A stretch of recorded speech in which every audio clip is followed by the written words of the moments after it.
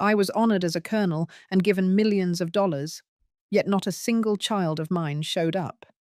They had called me useless, a burden, not worth standing beside. Sitting in that hall, I felt the silence of their absence heavier than any medal on my chest. The pain cut deeper than the years I spent fighting for this country. But when they learned about the land and the money, they came crawling back, ready to claim what was never theirs. That was the moment everything changed. The applause echoed through the hall, polite and distant. I sat there in my dark navy suit, my medals catching the light from the stage. The MC had just read my name out loud for the final time that afternoon, his voice clear, proud, professional. Colonel Miriam Lockwood. I nodded, smiled a little. I thanked the man who handed me the commemorative plaque, and I turned to face a sea of strangers. In the first row, 4 seats were left empty, reserved with printed name cards: Bradley Lockwood, Fiona Kerr, family of honoree. Those names stayed untouched, flapping slightly each time someone walked past. Everyone around me clapped and smiled like this was a celebration. And it was, I suppose. But all I felt was the weight of absence, the cold, humiliating kind. Because my children hadn't just missed a moment, they had made a statement. Last week I asked Fiona if she would be there. She had sighed into the phone like I'd inconvenienced her, said something about a client dinner and how it would be awkward for her to explain the whole wheelchair situation. That was her word. Awkward. Not heartbreaking, not cruel, just inconvenient. Bradley didn't even bother to call. He had his assistant text me a thumbs-up emoji when I told him about the ceremony. Nothing else. That was all I got. So yes. I sat alone, while a standing ovation rang out around me, while the mayor shook my hand and said, Seattle was proud to honor its daughters, while a local school choir sang a patriotic medley I couldn't even process. I just kept staring at those 4 empty chairs. I served 24 years in the Navy Reserve, did 2 tours overseas, made it through surgeries, rehab, and nights soaked in morphine and shame. I didn't expect parades, but I had thought, just maybe, that my kids would show up when the country did. You know, people talk about honor like it's made of flags and folded uniforms. But today, it sat like a pit in my stomach. No one from my own family thought I was worth showing up for. Not one of them. After the program ended, I moved with the crowd toward the reception area, wheeling myself down the side corridor. Carmen, my old friend from the base, found me near the coffee table. She hugged me tight, her arms warm and real. They didn't come, did they? She whispered near my ear. I shook my head. Her jaw tightened, but she said nothing more. Just stayed by my side like she always had. People think turning 73 means you're used to disappointment, that the sting fades with time. But no, it sharpens. Because at this age, you've run out of illusions. You see people for exactly who they are. You understand that waiting for them to become someone else is a waste of breath. That's what I was thinking when I noticed the event photographer snapping pictures of the guests and honorees. I waved him over, asked him to take one good shot of me in front of the flag. Just me. I wanted a picture that told the truth. As I posed, my phone buzzed in the pocket of my coat. I ignored it. Then it buzzed again. And again. By the time I rolled back toward the elevator, there were 6 missed calls and a flurry of texts. Not from Fiona, not from Bradley, but from people I hadn't spoken to in months. A cousin I barely knew, a former neighbor from Ballard, even someone from church who never remembered my name. And that's when it hit me. The ceremony had been streamed live. The announcement had been made publicly that I was being honored as a colonel. that I was receiving a commemorative endowment and a significant development grant tied to veteran community work. It wasn't just a medal and a plaque. It was money, land, access. That was the real headline. The MC had only said it once, but clearly it had reached all the right ears, or the wrong ones. By the time I got to the lobby, Bradley had called twice. Fiona had texted me a heart emoji. The same woman who called my wheelchair awkward had just sent me a heart. Carmen watched me read the messages. "Well, look at that," she said. "Now they remember who you are." I looked up at her. Something shifted in me then. It wasn't anger. Not yet. It was colder than that. A kind of final clarity. The kind that comes when you finally stop hoping someone will love you the way they're supposed to. Thank you for staying with me this far. You've heard the quiet part. But it's what I did next that they never saw coming. The part that made them regret underestimating me. Keep listening. This story is only getting started. By the time I got home from the ceremony, my voicemail box was full. The first few messages were from Bradley, sounding unusually upbeat, the way he did when he wanted something but hadn't figured out how to ask yet. The next 3 were from Fiona, each one shorter than the last. She didn't apologize for missing the event. Not once. Just said she hoped everything went well and that we should talk soon.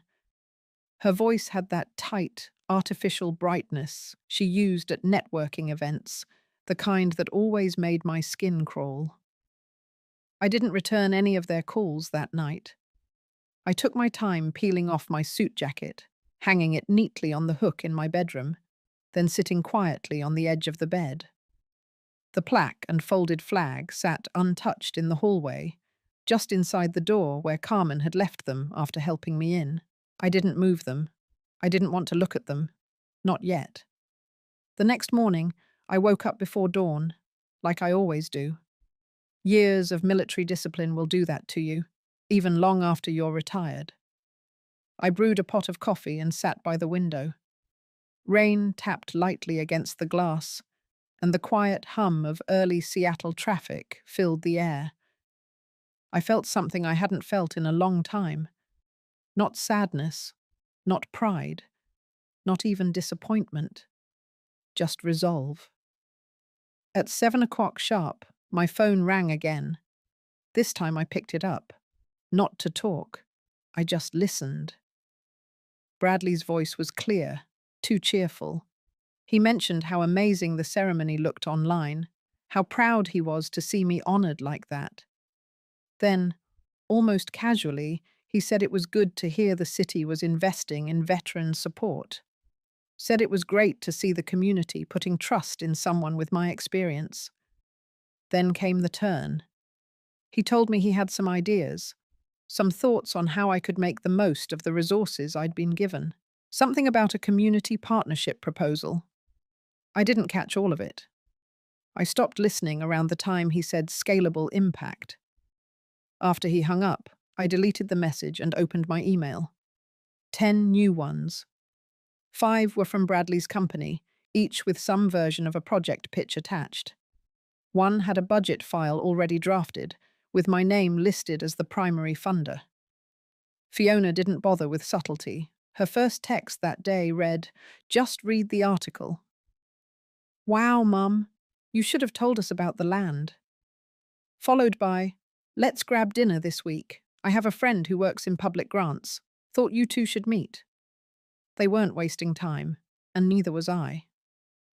By noon, I called Carmen and asked if she could come over. She arrived in under an hour, holding a folder and a coffee cup.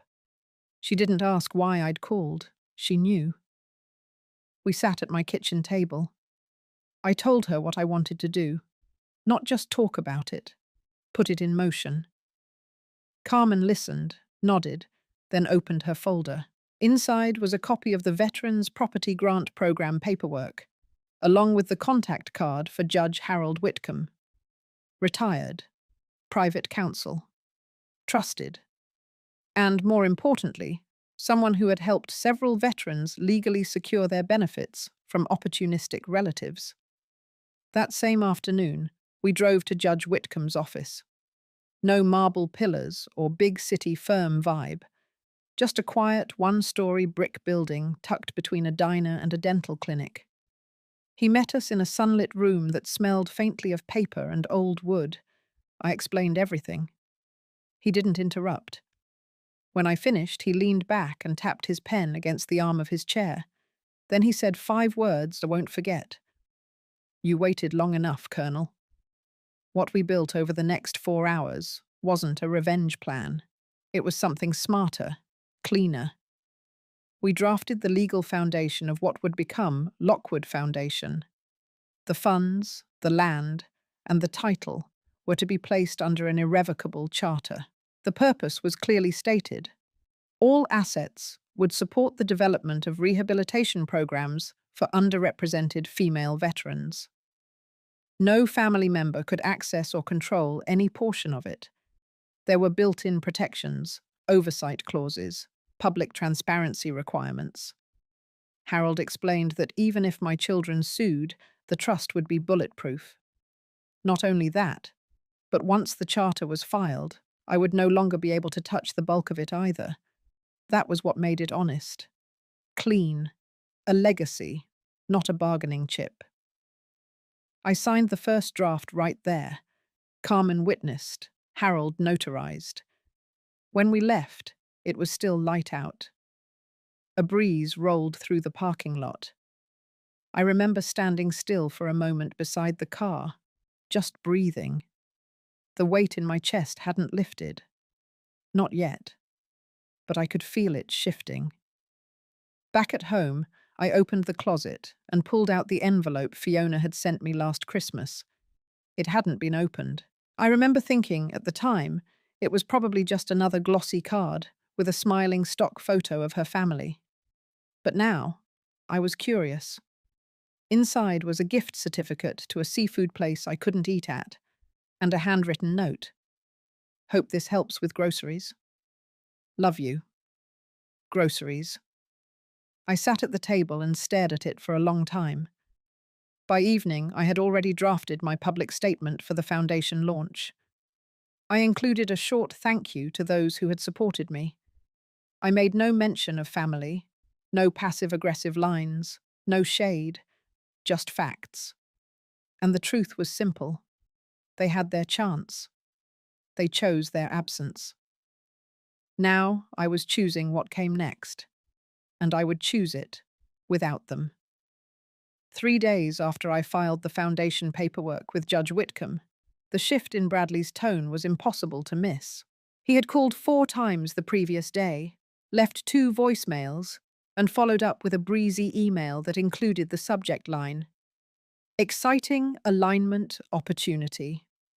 That morning, I opened another email from him, this one longer and more strategic. He had attached a PowerPoint deck titled Lockwood Legacy, Phase 1 Vision. Page after page, he outlined how my recent public honor could be used to generate momentum for community capital partnerships, featuring images of myself next to polished renderings of wellness centers and co-branded tech incubators. I scrolled through all 32 slides without blinking. At the bottom, a single line read, "All planning assumed mutual ownership of assets." That was the first time he had said it plainly. Ownership, not collaboration, not support, not tribute. Ownership. I closed the laptop and pushed it aside.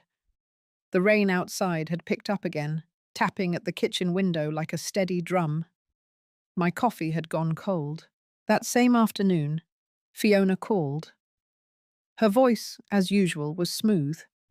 Her version of sincerity had always been thin, like plastic film stretched over something spoiled. She congratulated me again on the ceremony, told me she had finally watched the full stream. Then she mentioned that one of her PR clients, a women's leadership nonprofit, would love to partner with the foundation on media visibility. Said it would be a win-win. I knew what she meant. Their name would ride mine. Their hands would warm themselves over the flame I had built. I told her I appreciated her enthusiasm, but that I wasn't ready to involve outside parties. She fell silent for a beat, then said something about family not needing formalities. I hung up shortly after. That night, I couldn't sleep. I moved from the bed to the recliner in the living room, wrapped myself in the old navy throw I kept nearby, and sat there in the dark, listening to the ticking of the clock. A kind of pressure had begun to build in my chest. Not fear, something else. Like a rising awareness that the people who shared my blood were studying me as if I were a resource to be mined. It wasn't just the money, it was the visibility, the control. By the end of the week, the local news segment ran their follow-up on the Veteran Award recipients. I was featured for a full minute. There was a clip of me receiving the medal, a short soundbite about my years of service, and then a brief update on the foundation plans. I hadn't known they were doing that. Carmen called me as soon as it aired. An hour later, my doorbell rang. I didn't expect anyone. But I opened the door and there stood Bradley, rain on his jacket, his expression neutral. He stepped inside without waiting for me to say anything. Said he happened to be nearby and figured we could chat. I didn't offer him coffee. I didn't even ask him to sit. I stayed standing in the entryway, arms crossed. He launched into a calm, practiced pitch. Told me he was proud. Said he wanted to support me in any way possible. Then he mentioned that he had already spoken with a contact in city development who believed our foundation could benefit from their firm's consulting services. Our foundation. He used the phrase 3 times in less than 2 minutes. I asked him who gave him the impression that the foundation was a joint effort. He blinked, paused, then said he just assumed, since it was the Lockwood name, and we were family. That was the moment I knew what he was really after. Not a partnership, not redemption. It was leverage, visibility, a platform he hadn't built, but wanted to stand on. I told him calmly that the foundation's assets were legally bound by a community charter, that no family member, including me, could extract or reassign funds. His face twitched just slightly. He covered it with a smile, said he respected my decision. 15 minutes after he left, I got a text from Fiona. She said she was disappointed I hadn't included her in the founding documents, that she had hoped this would be a chance to reconnect and build something meaningful together. It was the same language she used the last time she convinced me to co-sign a lease for her failing boutique. I didn't respond. Instead, I called Harold the next morning and asked to update the foundation site with an official statement. I wrote it myself.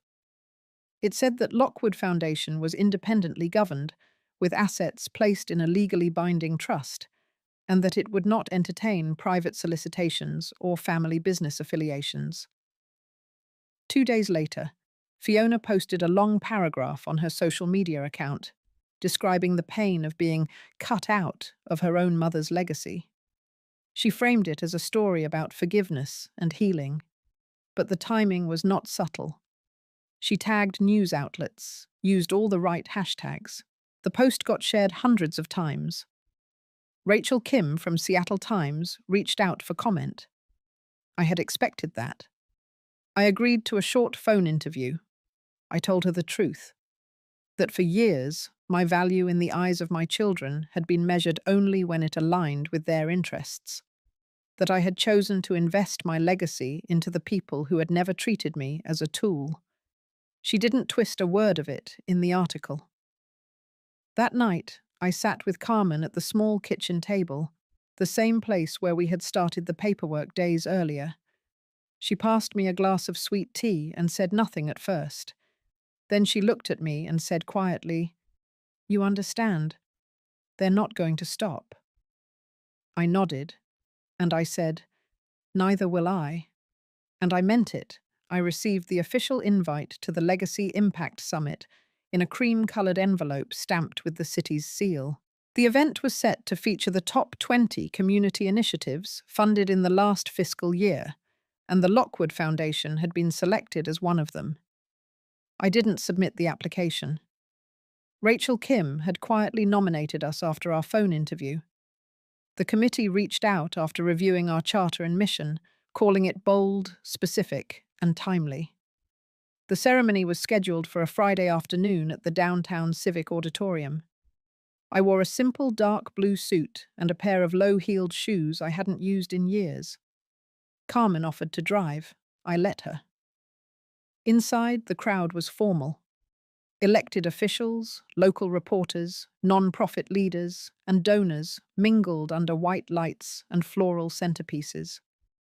There was a printed program, and I noticed the Lockwood Foundation was slotted in the final speaking segment. I assumed I'd be asked to say a few words. When the host took the stage, the room quieted. One by one, they introduced each initiative, pairing a short description with a brief video clip. Some organizations received polite applause. Others got cheers from guests who recognized familiar faces. Then came our turn. The screen flickered to life with a quiet piano track underneath black and white footage of female veterans working through physical therapy, walking across rehabilitation gyms, laughing in classroom sessions, holding mugs of coffee in shared kitchens. A narrator's voice read a single sentence from our charter. Dignity is not charity. Dignity is structure, support, and the space to begin again. Then the image cut to me. Standing at the podium from my medal ceremony, in full view, stating the Foundation's purpose in front of the press. There was a pause, then applause. Louder than I expected, I was called to the stage. I approached the mic slowly, not out of hesitation, but to keep my pace measured, my expression steady. The lights were bright, but the room was quiet. Focused. I cleared my throat. I said I wasn't there to thank anyone. I said the foundation wasn't built because of support I received, but because of the lack of it. I said too many women served and returned to silence, to paperwork, to stretch paychecks and overdue appointments. I said what I had built was not a tribute to sacrifice, but a refusal to be erased. When I finished, there was a long beat of silence before the room erupted into applause. Some people stood. I turned my face slightly to the left, just enough to catch Carmen's expression. She was crying, but it was someone else I saw standing in the far back corner. Bradley. He wore a grey suit, arms folded, jaw tight. I didn't know how long he'd been there, but he was staring at me, and his presence was not subtle. He wanted me to know he was watching. As I walked off stage, an aide handed me a small folder with a certificate of recognition and a city pin. I thanked her and returned to my seat. After the event, the crowd filed into the reception area. Carmen stepped away to greet a colleague. I remained seated near the exit. Bradley approached minutes later. He didn't smile. His voice was low. He told me I had embarrassed him, that making our family look divided in front of public officials was unnecessary, that I had made him look like a stranger to his own mother. I looked at him. I didn't raise my voice. I said he had managed that on his own, that his absence did not need commentary, that the only reason anyone noticed was because he had made himself scarce when it mattered. He accused me of being vindictive, of enjoying the spotlight more than reconciliation. I replied that the spotlight was never my goal, that all I had wanted was to be seen fully, not selectively. He said he and Fiona had been talking with a legal advisor, that if the foundation operated with public funds and used the family name, there were grounds for shared governance. That was the moment I took out the press release in my purse. I handed it to him. It was set to publish the next morning across 3 local outlets. In it, I had stated clearly that the Lockwood Foundation had legally severed all personal financial ties to my immediate family. I had clarified that the name Lockwood did not denote affiliation, but founding origin only. I had added a quote from Judge Harold Whitcomb, affirming the legality and permanence of the Trust's protective clauses. Bradley skimmed the paper. His hands stiffened as he read. I told him I had learned many things in my years of service, how to keep watch, how to endure silence, but most importantly, how to fortify a perimeter. He said I was going to regret this, that legacy was meant to be shared. I replied, "Not if you try to steal it." He left before the reception ended. The next morning, the article ran on schedule. Within hours, Fiona published a public statement on her agency's blog, claiming she was heartbroken and that I had chosen the narrative of division. She called it a betrayal, a rewriting of the family story. What she didn't expect was the response. Veterans, women, strangers. They flooded the comments section, not with hate, but with stories, testimonies of being forgotten, dismissed, of carving out space for dignity when no one else offered it. Rachel Kim forwarded me the analytics that evening. My speech had been clipped and shared more than 10,000 times in under 24 hours. That night, Carmen came over with a small bottle of wine. We sat on the back porch, watching the light fade across the water. She said nothing for a long time. Then finally she raised her glass slightly, to holding the line. I nodded, and to knowing when to let the rest burn. The day after the press release ran, I received a letter from a law firm in Bellevue. It was hand-delivered, not by courier, but by a man in a suit who waited at the edge of my property until I opened the door myself. He said my name clearly, handed me the envelope, and left without a word. Inside was a formal notification of intent. Bradley and Fiona were seeking emergency review of the Foundation's structure under state charitable law. They claimed to be concerned about transparency, governance, and fiduciary oversight. In simpler terms, they were trying to challenge the irrevocability of the charter. They wanted the court to examine whether I had been influenced, misled, or impaired at the time of filing. It was a textbook move dressed up in concern. I didn't panic. I called Harold.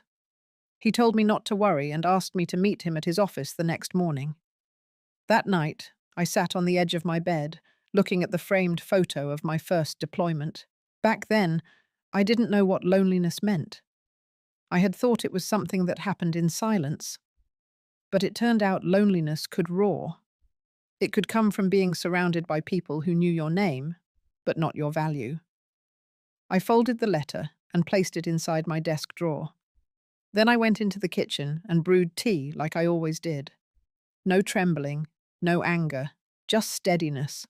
The kind that comes after enough people try to take something from you, and you finally decide not to let them.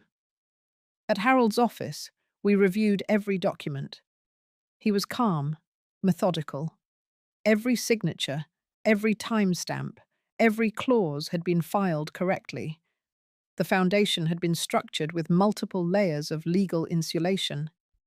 He had anticipated this, even if I hadn't.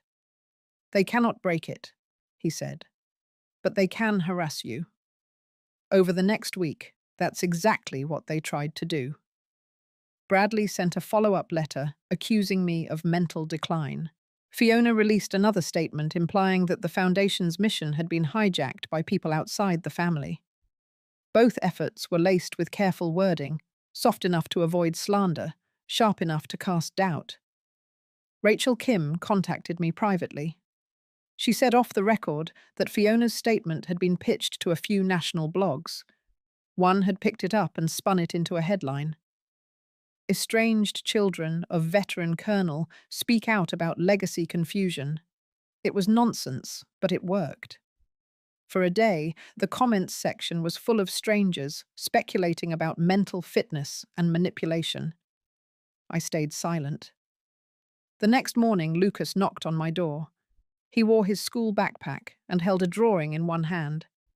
A crayon sketch of the Foundation's main hall, with little flags on each side and stick figures in wheelchairs smiling in the windows. He said his teacher had asked them to draw a hero that week, and he picked me.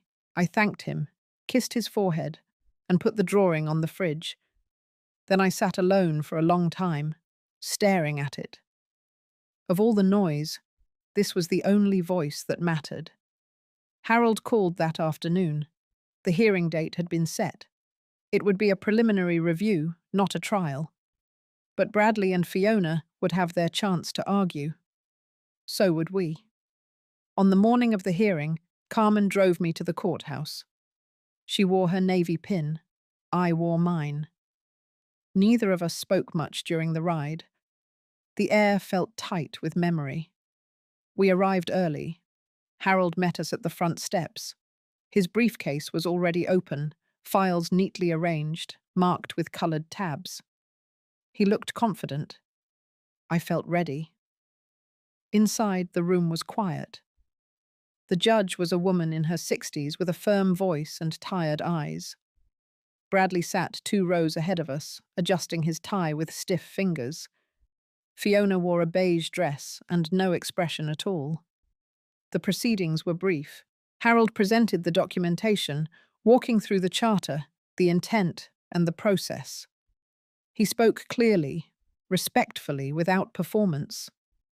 Bradley's attorney tried to argue impairment, claimed undue influence by Carmen and the media, said my mental state had not been formally evaluated, said the foundation's name implied family endorsement, and that excluding the children was a breach of implied legacy. The judge asked a single question. Had either petitioner attempted to reach out to participate before the filing? They hadn't. That was all she needed to hear. She ruled in our favor.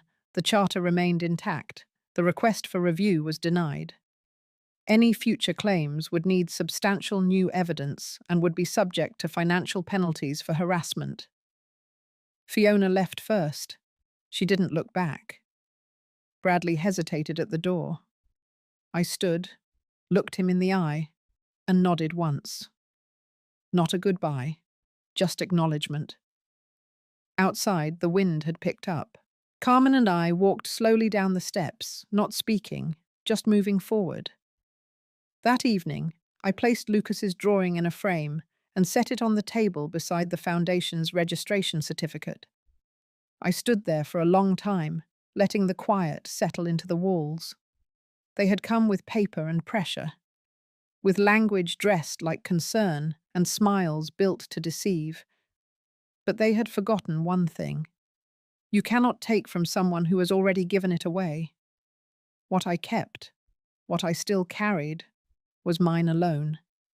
My name, my mission, my peace. And they would never touch that again.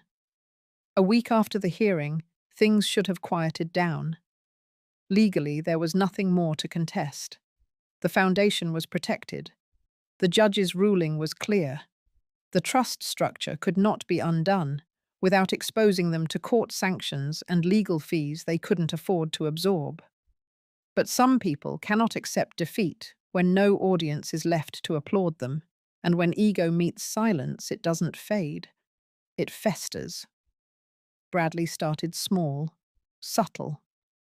He called one of the businesses leasing space in a building adjacent to the planned foundation property, claimed to be a consultant tied to the Lockwood name, dropped phrases like expansion potential and joint usage.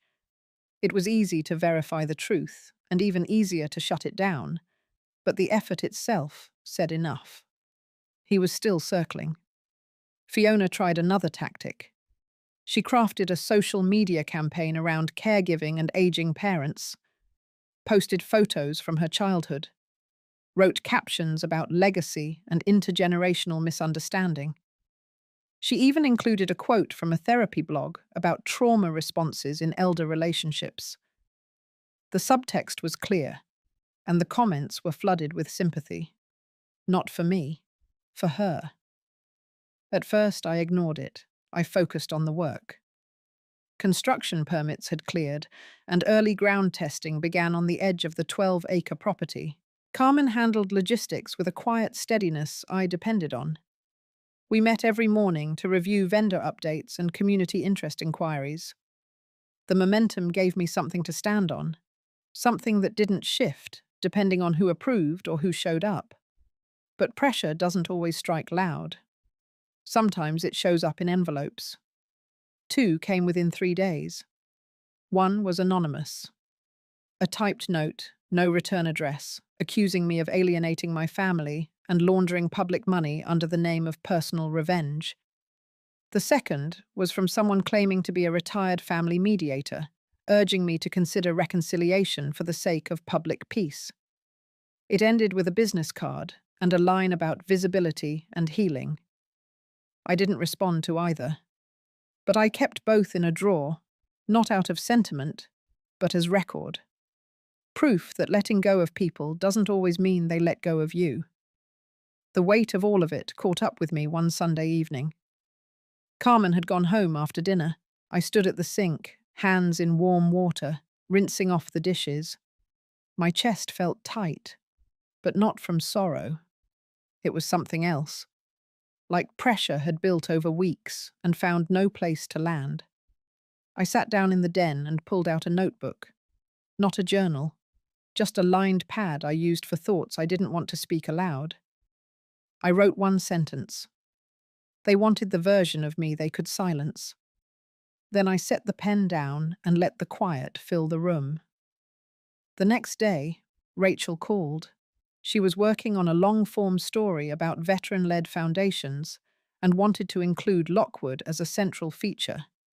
She asked for time on-site, interviews, and permission to document the early development stages. I agreed, not for publicity, but because stories only survive distortion when told in full. She came 2 days later with a photographer and a small team, walked the site, sat in on one of our planning sessions. At the end of the day, she pulled me aside. She said she had seen Fiona's posts, had received a few unsolicited messages suggesting she include family voices in her report. She didn't name names, but I already knew. I told her the truth. That estrangement is rarely one-sided, but it is often one-directional. That people like Fiona want forgiveness before they even offer apology. That their storylines always end with the same request: return what they feel entitled to, and call it healing. Rachel listened without taking notes, just nodded once and said she understood. The article ran the following week. It was balanced, honest. No heroics, no demonizing, just the facts. The timeline, the mission, the hurdles, the clarity. And at the center, the foundation's future, not its wounds. The response was immediate. Donors reached out, local volunteers offered support. A neighboring university offered to partner with us on a veteran mentorship program. A nurse from the VA clinic emailed asking to join the Wellness Center development team. And for the first time since this all began, I slept 8 hours without waking once.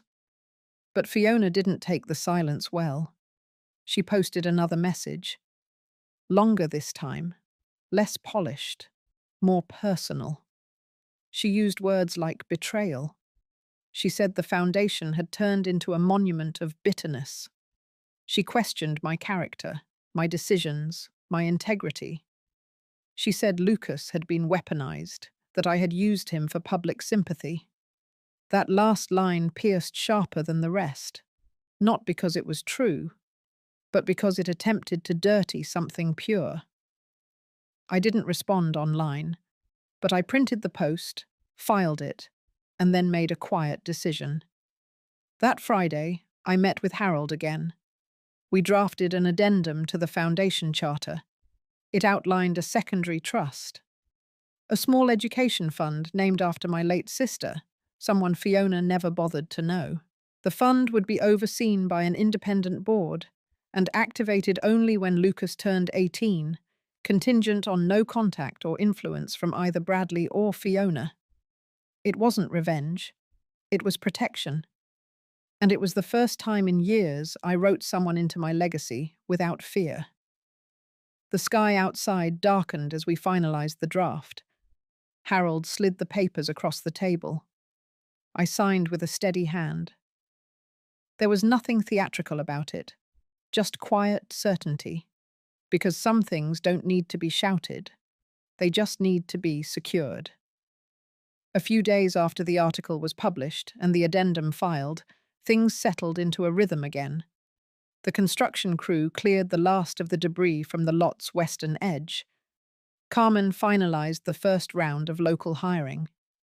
The city planning board sent over its final sign-off. And for a brief moment, the project moved forward without noise from the outside. But noise always finds a way in. It started with a voicemail left on the foundation's general line. The voice was clipped, professional. A man from the Department of Regulatory Compliance said there had been a citizen inquiry filed against the Lockwood Foundation regarding alleged misuse of community land grants.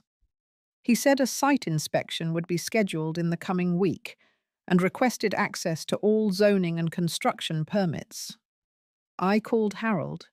He told me calmly to scan and send him everything, which I did. There was nothing out of place. Every document had been filed, verified, and made public according to protocol. Still, the timing spoke louder than the words. A few days later, Rachel Kim forwarded me an anonymous tip submitted to her editorial team. It accused me of building a private estate under the guise of a non-profit. It said I had orchestrated a media campaign to manipulate public sentiment. The language was formal but bitter, like someone trying to sound official while dragging something personal behind each line. I didn't need proof. I knew where it came from. I also knew why it had intensified. Lucas's school had published a piece in their monthly bulletin. A simple paragraph about how one of their students had a grandparent who was building a wellness center for veterans. They had printed a photo of Lucas's drawing, the one with the little flags and stick figures in wheelchairs. It wasn't meant to make a statement, but it had. Fiona's reaction was fast and direct. That same afternoon, she posted again, this time not from her PR account, but from her personal one. It was a long caption beneath a throwback family photo. She wrote about feeling erased, about how narratives can be edited to exclude. She said motherhood was not always loud, and that just because someone doesn't show up in a headline doesn't mean they didn't shape the story. It was poetic, manipulative, and designed to wound without striking directly. People sympathized, comments poured in, but that was not what stung. What stung was what came next. Carmen showed up at my door 2 days later, holding her phone tight in her palm. She had just left a logistics meeting at the city offices. While there, she overheard a clerk on the phone mentioning a new proposal being pushed to the council by a small group of residents. The proposal aimed to block zoning for additional expansion on our site. According to Carmen, the name Lockwood came up, more than once. That night, I stayed up reading over every zoning map, every structural amendment, every clause tucked into the site charter. Then I picked up the phone and called the only person I hadn't spoken to since the hearing. Bradley. He answered quickly, his voice flat. I told him I wasn't calling to debate, that I knew he and Fiona had leveraged everything they could, publicly and privately, to undermine the project. That this no longer had anything to do with legacy or family. It was interference, and it was no longer being tolerated. He didn't deny it. He only said one thing. You never gave us a way back in. That sentence didn't move me. It didn't sting. It settled. Because it was the clearest admission I'd heard. I didn't answer. I simply hung up, then called Harold and asked him to prepare a cease and desist. The next morning, the notice was sent. It stated in precise terms that any further interference with the Foundation's operations, legal, regulatory, or reputational, would trigger a full-scale harassment claim. It named both Bradley and Fiona. It referenced prior incidents, past legal attempts, and existing protective orders. It was not aggressive, it was final. And this time, it worked. The anonymous complaints stopped. The calls quieted. The posts dried up. There were no more quotes, no more blurry pictures, no more vague references to forgiveness and fractured ties. Instead, there was quiet. And in that quiet, the foundation moved forward. The ground was leveled, steel was delivered. The City Council voted unanimously in favour of continued zoning support. One of the council members even came to the site and shook my hand. Carmen documented the progress, Rachel drafted a follow-up piece, and Lucas started drawing updated sketches of the main hall's layout. That Saturday, I sat outside on the rear porch of my house. Sunlight fell across the railing. The air smelled like grass and fresh paint from a neighbour's fence. I held the blueprint of the wellness centre in one hand and Lucas's newest drawing in the other. He had drawn a room full of veterans in wheelchairs and prosthetics, but this time they were teaching. One was drawing on a whiteboard. Another was helping a younger person adjust a device on their arm. In the corner of the page, in small block letters, Lucas had written, "Healing is a cycle. You give it, you get it." I closed my eyes for a moment, not out of pain, not out of weariness, but because the wind was soft and I wanted to remember that exact sound. The sound of building, of forward, of something earned, staying earned, and most of all the sound of no one trying to take it away. The first thing I noticed was the silence. Not the kind of silence that comes with peace, but the kind that comes before a storm. Carmen wasn't at the site that morning. Rachel had messaged late the night before to let me know she was covering a different story. Harold hadn't responded to my last email, though I figured it was due to travel. It wasn't unusual. And yet I felt it. That old tightening in the chest. A tension I couldn't explain. Until the mail came. The envelope was thick, white, government stamped. Inside, a notice of audit. Not from the city, but from the state. It claimed a discrepancy in the non-profit's structure. Said certain financial allocations were being re-examined under new grant oversight procedures. It wasn't an accusation, not yet. But it was a door cracking open. I read the letter twice. Then I went upstairs, opened the locked filing cabinet, and pulled out the binder that held the Foundation's charter, its tax-exempt status, every relevant license, agreement, and banking record. All in order. I wasn't worried. Not in the way that fear gnaws at you. I was just tired. That evening, I met with Carmen and laid everything out on the work table.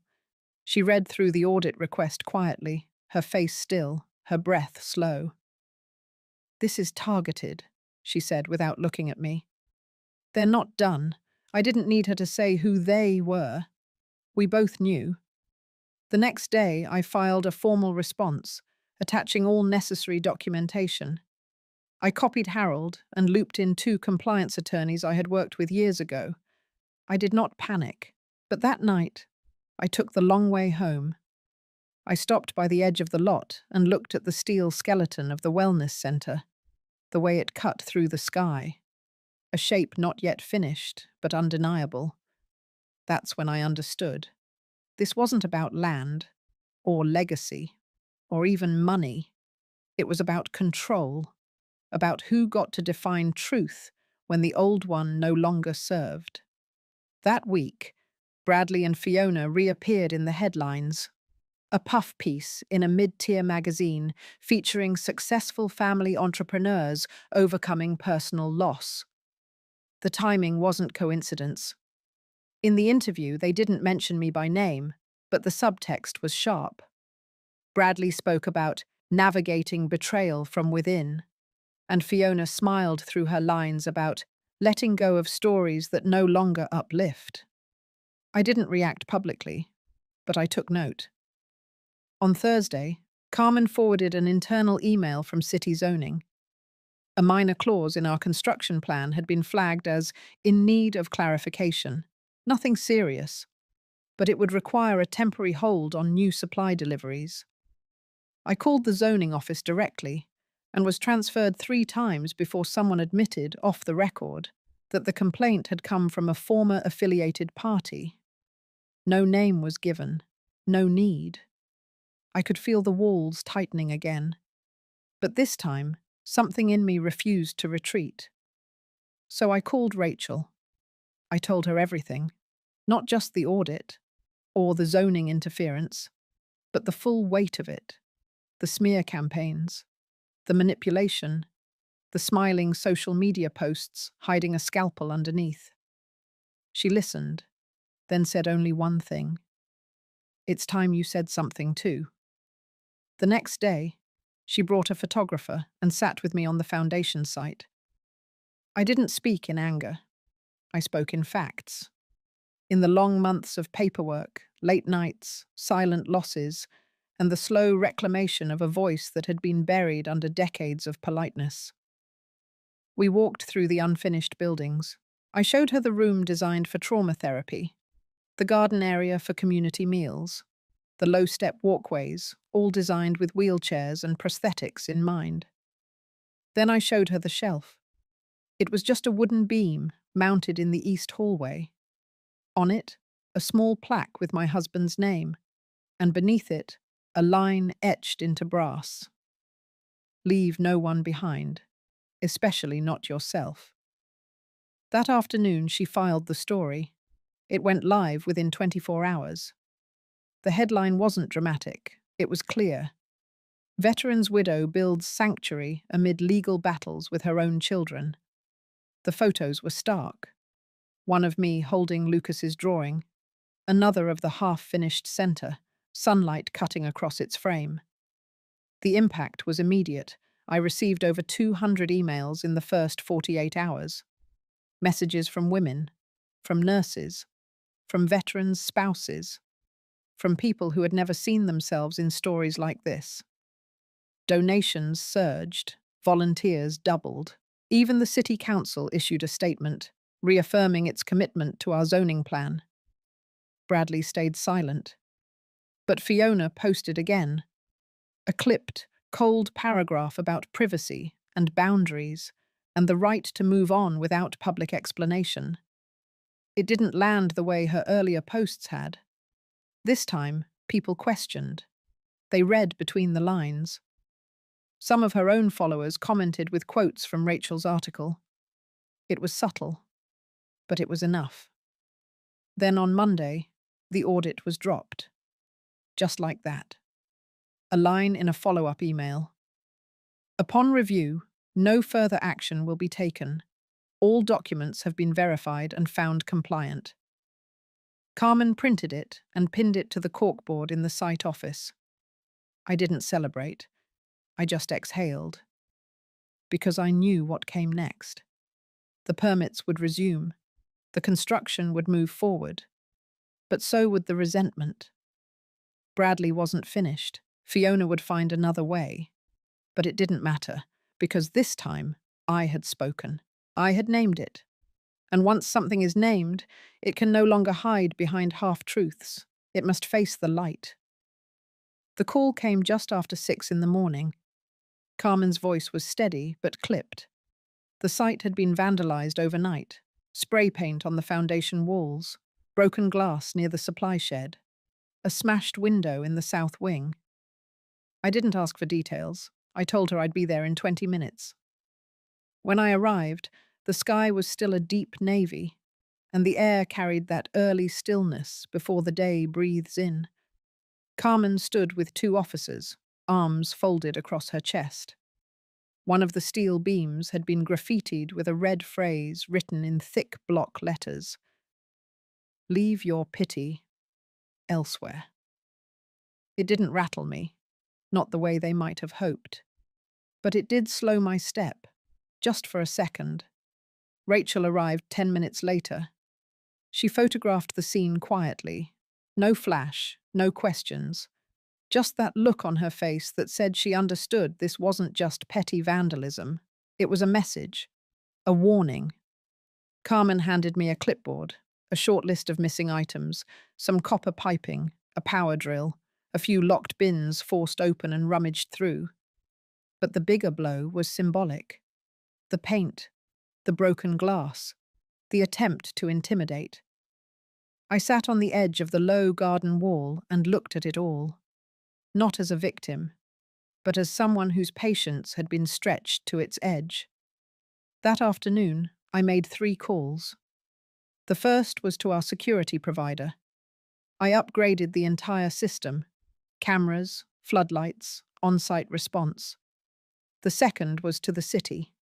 I requested a formal incident report be filed and tied directly to our zoning and construction files. The third was to Harold. He answered on the second ring. His voice carried the weight of someone who knew he'd been silent too long. I didn't scold him. I didn't ask why he hadn't responded sooner. I simply told him what had happened, what it meant, and what I intended to do. The next morning, I called a press conference. Not a flashy one, no podium, no banners, just a microphone, a few chairs, and the steel bones of the center behind me. Rachel stood to the side. Carmen kept watch near the entrance. Volunteers lined the back wall. They didn't speak. They didn't need to.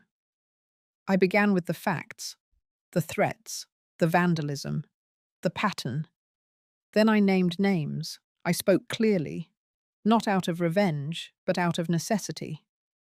I stated, without embellishment, that Bradley and Fiona had deliberately interfered with the non-profit's operations, that their legal complaints were unfounded, that their attempts to discredit me had failed, and that from this moment forward, I would be pursuing legal action. I ended with a single sentence: this place will rise, even if I have to pour every brick myself. When I stepped away from the microphone, the crowd was silent for a beat. Then applause broke out, quiet at first, then louder. I didn't smile, I didn't bow. I just stood still, letting the truth settle into the air. 2 hours later, Rachel's clip of the speech went viral. Not in the way celebrity gossip does, but in that steady, rolling way when something hits a nerve that's already been rubbed raw for years. Older women shared it: nurses, teachers, widows, people with no platforms, no followers, just truth. That night, national outlets picked it up. By morning, I had interview requests, speaking invitations, inquiries from legal aid groups wanting to help. But it was the envelope on my porch that shifted everything. No return address. Inside, a letter, typed, anonymous. It said Fiona had used foundation funds, mine, originally, to pay off a private contractor for renovations on their lake house. That the payment had been disguised as consulting fees through a shell LLC. The letter included an invoice copy and an address. I took it to Harold. He brought in a forensic accountant. Within a week, we had a paper trail. A clean one, a damning one. I didn't confront them. I went straight to the Attorney General's office. Formal charges were filed. Misappropriation of charitable funds, fraudulent reporting, possible tax evasion. It was slow at first. But the system moved. They were served. Their accounts were frozen. An official review of the non-profit structure under their management began. That's when Bradley showed up, not in public, not with an apology, but at the center, late one afternoon. He stood outside the chain-link fence and waited. I saw him from the second floor. Carmen looked at me. I nodded. He came in alone. No press, no lawyer. We sat in the bare lobby. The air smelled of fresh concrete and sawdust. He looked older, not just tired, eroded. He started to speak. Something rehearsed, maybe, But I stopped him. I told him I didn't need his version of an explanation. Not anymore. Then I handed him a folder. Inside was the audit summary, the letter from the AG's office, the invoice from the Shell contractor, and a printed photo of the first therapy room, nearly finished. "You took from something meant to heal others," I said. He didn't deny it. He just sat there. Then I said the thing I knew would break him. "You were my son, but you don't get to be my legacy." He left without another word. That night, I sat by the garden wall again. Carmen joined me. She didn't say much. She didn't need to. The moon was low, casting silver over the cement and scaffolding. And in that quiet, I felt something shift. Not victory, but clarity. The kind that comes after a long storm, when the wind finally dies and you realize you're still standing, not untouched, but whole in a way you hadn't known you could be. I looked at the center, still unfinished, but rising, always rising. 2 weeks passed. The dust from the public fallout had started to settle, but the ground underneath was still shifting. I could feel it in every phone call, every glance across the room. Not fear, not even regret. Just the quiet discomfort of people realizing that silence had a cost. I didn't spend my time waiting for apologies. I spent it on the job site. I met with volunteers. I finalized supplier contracts. I walked the perimeter of the property every morning with a notebook in hand, jotting down details that needed fixing. A misaligned door frame, a crack in a support column, a patch of paint that didn't settle right. Small things, but they mattered. This place wasn't going to rise halfway. Harold sent word that charges against Fiona had moved from civil to criminal. The wire transfers, the Shell Corporation, and the double entries in her accounting software had painted a clear enough picture. They called it premeditated misappropriation. I called it betrayal dressed in tax forms. Bradley hadn't been formally charged, but he'd been named in depositions. The distance between him and the mess he helped create was shrinking. Rachel stopped by the center on a rainy Thursday.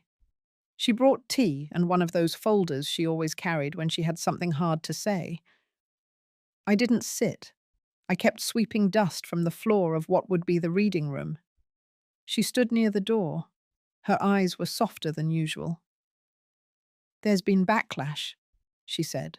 "Sponsors pulling out. One of the city council members is asking whether your foundation still qualifies for tax-exempt status, given the scandal." I nodded. I'd expected it. "I'll take the meetings," I said. "I'll speak for myself." "And you'll be alone in those rooms," she said, not unkindly. I kept sweeping. I've stood alone in harder rooms. That night, I drafted a letter to the city council.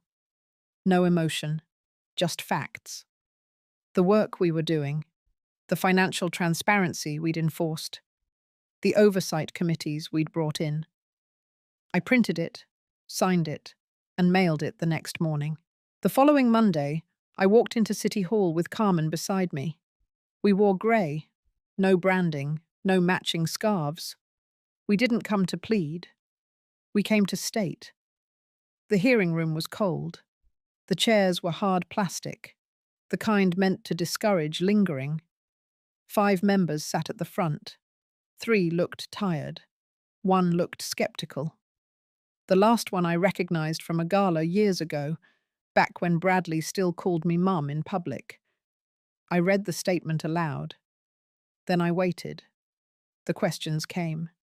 Some reasonable, some barbed.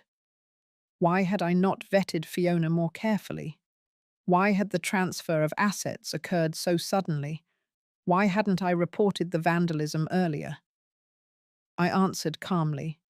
Because I trusted my son, because the paperwork was legal, because I didn't want to weaponize sympathy. The room went quiet after that.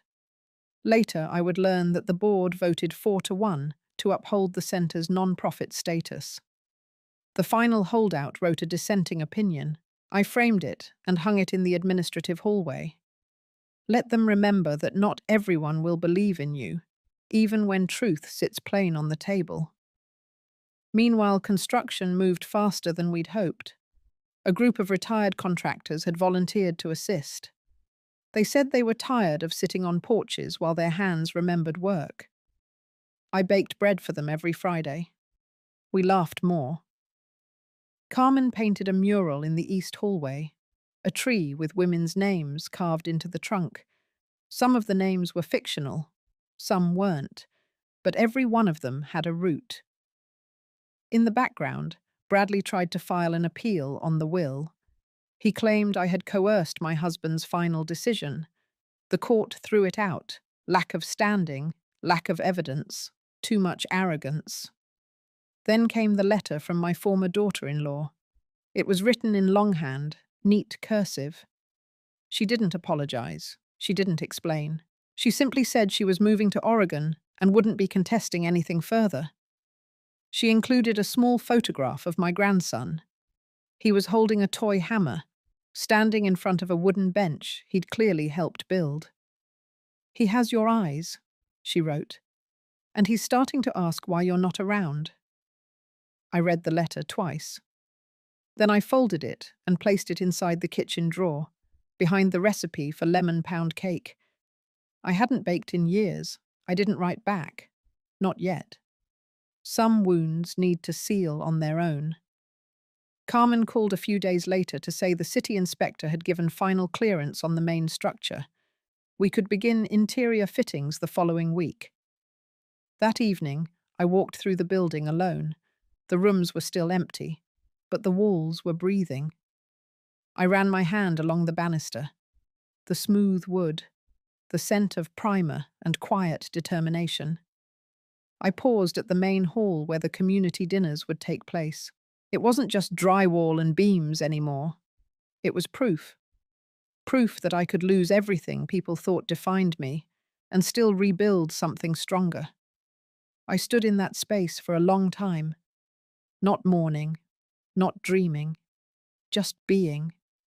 And for the first time in a long while, I felt the past start to loosen its grip.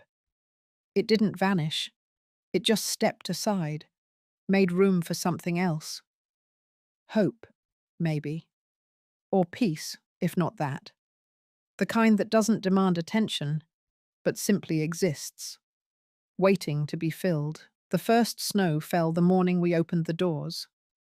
It wasn't planned. The ceremony had been scheduled for the following week, with ribbons and local press and smiling politicians looking for another good photo. But the storm moved early, and the forecast called for black ice by nightfall. So Carmen made the call. We'd open quietly. No speeches, no press kits, just doors unlocked and lights turned on. I arrived before sunrise.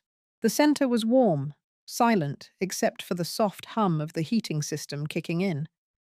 I made a pot of coffee in the communal kitchen, poured a cup, sat at the round table by the window, watched as the frost glazed the pavement outside. By 8, the first woman arrived.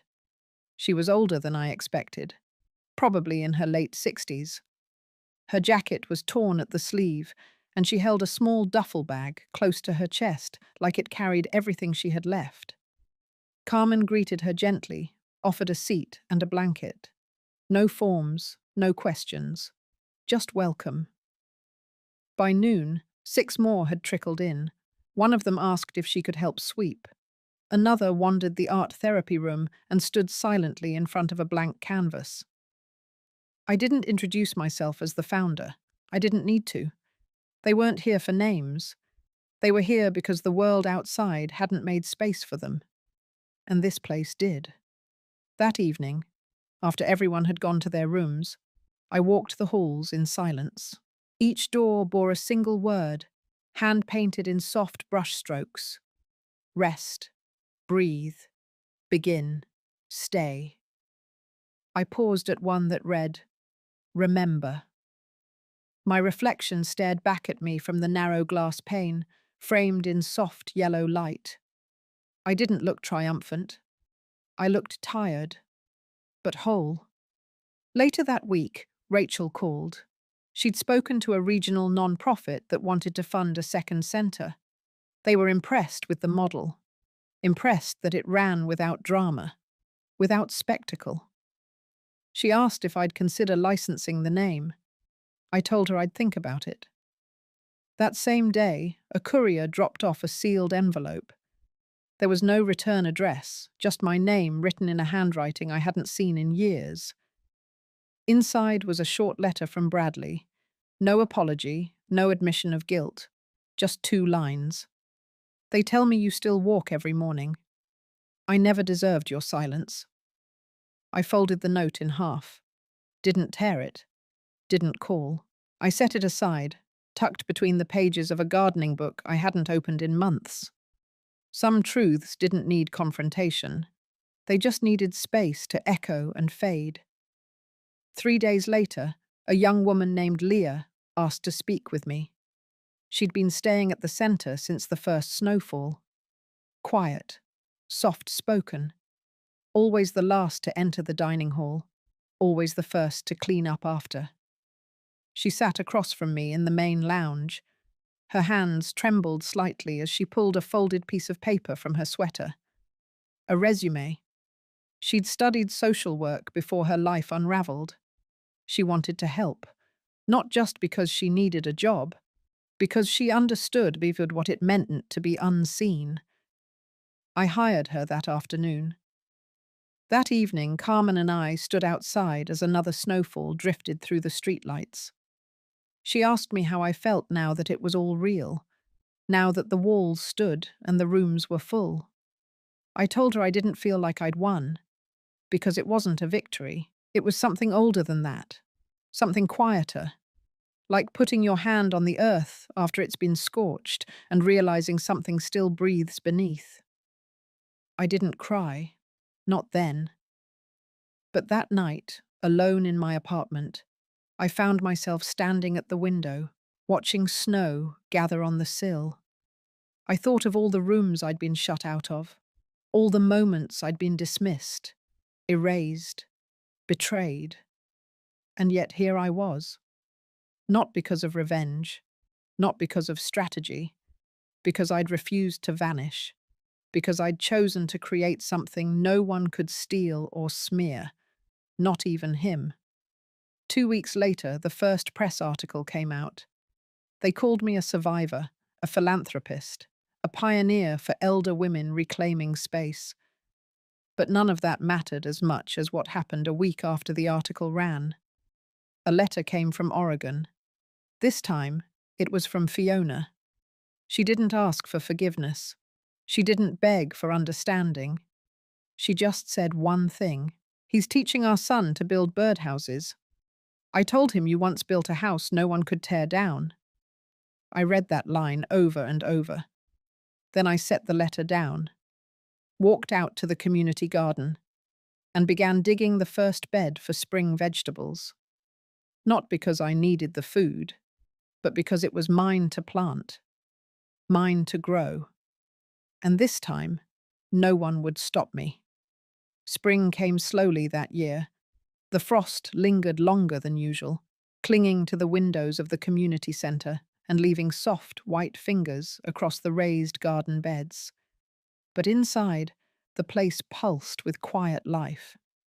Women gathered each morning in the kitchen to knead dough and share stories.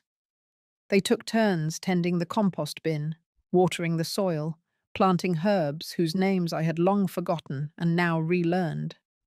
And I kept walking. Each day, at dawn, I laced my shoes and made my way around the block, a ritual older than the centre itself. My bones ached less. My breath steadied sooner. The sidewalks remembered me. Or maybe I remembered myself. One morning, as I came in from my walk, I saw Leah sitting on the porch with a young woman I didn't recognize. Her eyes were cautious, but her hands were steady. Leah stood and introduced her. She said she was looking for a place to volunteer. I offered her coffee. She said she'd already had 3 cups. I smiled and said that was a good sign. Later that day, I found a small stack of mail in my office. Most of it was the usual: grant updates, invoices, 2 thank you cards from former residents, and 1 letter, addressed by hand, with no return address again. Inside was a printed notice. Bradley had entered into a plea agreement: financial misconduct, fraud, elder abuse. It was a brief, clinical document. Not a single word about me. No mention of the centre. Just a note at the bottom saying the ruling was sealed, per his request. I folded the paper, placed it inside my desk, locked the drawer. I didn't feel vindicated, just free. For the first time in a long while, my story wasn't orbiting his shadow. It stood on its own, breathed on its own, walked forward without asking permission. That weekend, the board of directors met for the quarterly update. Carmen presented numbers. Rachel brought projections for a second location. Leah offered a plan to expand evening workshops. They didn't ask for my approval. They informed me. That was the point. I was no longer needed as the centre, but I was still welcome inside it. The next morning, I visited the old neighbourhood. The house was long sold. A young couple now lived there, with a small dog and bright yellow curtains in the window. I didn't stop, just passed by, nodded once to the porch railing, and kept walking. The graveyard was quiet. I brought fresh flowers, not out of obligation, but habit. Sat by the headstone. Let the breeze wrap around my shoulders. I told him about the garden, about the women, about how the coffee still burned if left too long in the pot. I told him that Fiona hadn't written again, but that was all right. Some silences no longer cut. They simply became space. I stayed longer than I planned. The sun had shifted by the time I stood up. My knees cracked. I laughed. On the walk back, I passed a bookstore. In the window was a display of memoirs, all bold titles, triumphs and tragedies in capital letters. I paused, watched my reflection in the glass. There was no title big enough to hold the quiet work of remembering yourself, no chapter heading for the daily act of choosing not to disappear. And that was fine. The story wasn't over. It just didn't need to be loud anymore. That evening, the centre hosted a dinner. Not a fundraiser, not a campaign, just a meal. Soup, bread, soft music on a scratched speaker. I sat beside Leah. She asked if I still had a favourite room in the building. I told her no. They all belonged to someone else now. I had a garden. I had my walks. I had my name back. And that was enough. If you've ever felt like your story was being written by someone else, maybe today is the day to start rewriting it. Quietly, boldly, or somewhere in between. I didn't do anything grand. I just stopped disappearing. And maybe that's where healing begins. If this story stayed with you in some way, I'd love to know. Not for me, but for the version of you who needs to feel seen. Tell me what part echoed for you, or just leave a word that feels like home.